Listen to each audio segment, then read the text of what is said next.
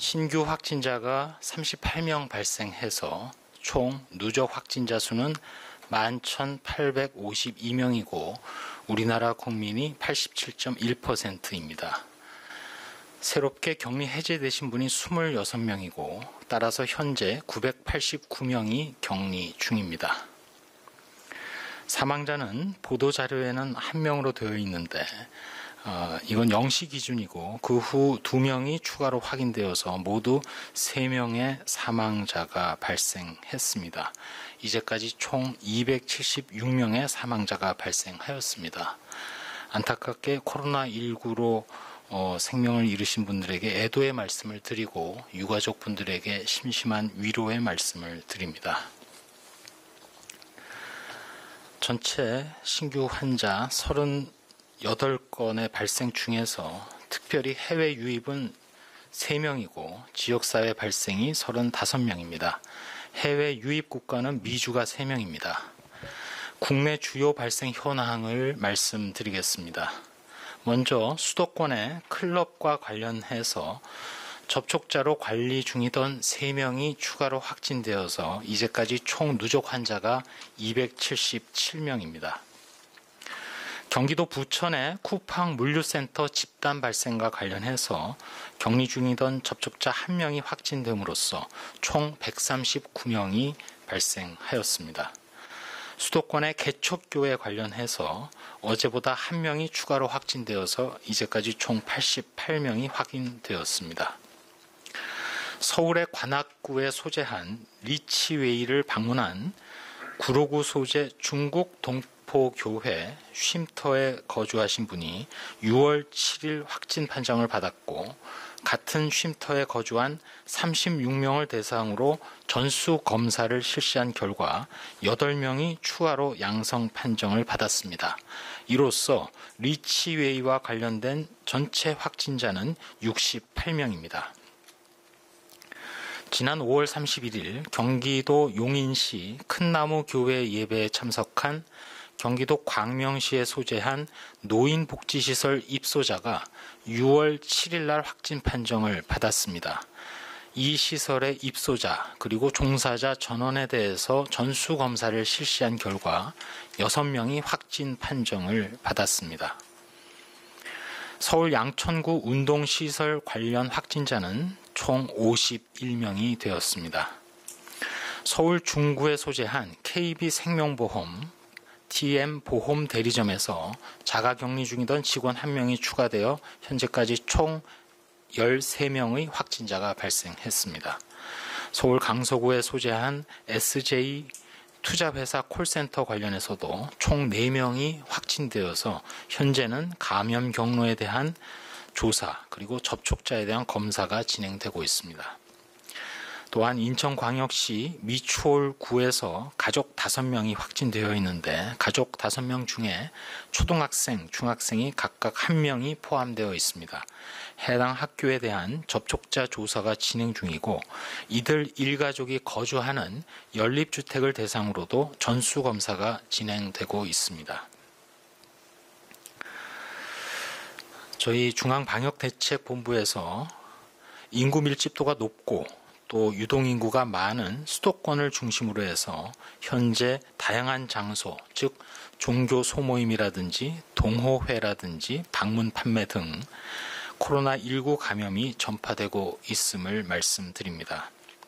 특히 최근에는 맨 처음 감염 경로를 파악하지 못한 상태에서 밀집되고 밀폐된 공간에서 빠른 전파가 이루어지고 있습니다. 매우 우려되는 상황입니다. 코로나19 유행은 계속 반복해서 말씀드린 대로 밀폐되고 밀집되고 밀접한 시설에서 발생 가능합니다. 특별히 수도권에 거주하시는 주민 여러분들께서는 동호회 그리고 종교 소모임 등 환기가 잘 되지 않는 밀폐된 공간에서의 모임 그리고 유흥시설이나 주점 등의 방문을 자제해 주시고 매일매일의 생활에서도 손 씻기, 마스크 착용, 거리 두기 등을 철저히 실천해 주실 것을 요청드립니다. 특별히 코로나19로 치명적일 수 있는 고위험군인 65세 이상 되신 어르신들께서는 밀폐된 장소에 많은 사람들이 모이는 모임은 가급적 가지 말아 주시기 바랍니다. 다음은 코로나19 확진자를 위해서 혈장 치료제 개발에 혈장 기증 내지 기부를 많이 부탁을 올렸습니다. 이제까지 총 62명의 완치자께서 참여 의사를 밝혀주신 데 대해서 감사를 드리고, 계속해서 확진되신 후 격리 해제되신 분들 중에 많은 분들이 문의를 해오고 있으신 데 대해서도 더욱더 감사를 드립니다. 저희 방역당국에서 당부 말씀 올리겠습니다. 앞서 말씀드린 대로 수도권을 중심으로 해서 연쇄적인 유행이 확인되고 있는 상황입니다. 지난 5월 29일부터 6월 14일까지 수도권에서 강화된 방역 조치를 시행하고 있습니다. 이러한 강화된 방역 조치, 그리고 수도권에 거주하시는 여러 시민들의 비대면 종교 활동, 또 급하지 않은 모임 연기 등 이러한 사회적 거리두기의 효과가 나타나기를 기대하고 있습니다.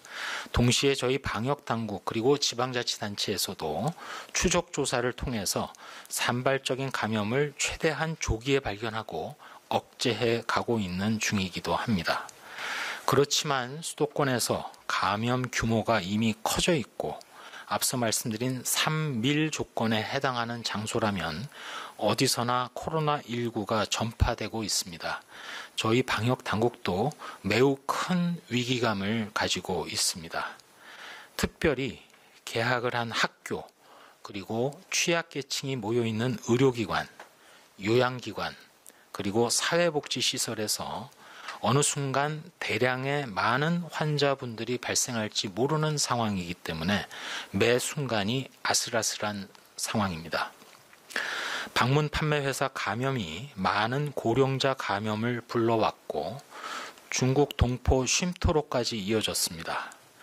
또 양천구 탁구장에서 시작된 감염이 용인의 교회로, 또 그 교회에서 광명에 소재한 복지관으로 연결되었습니다.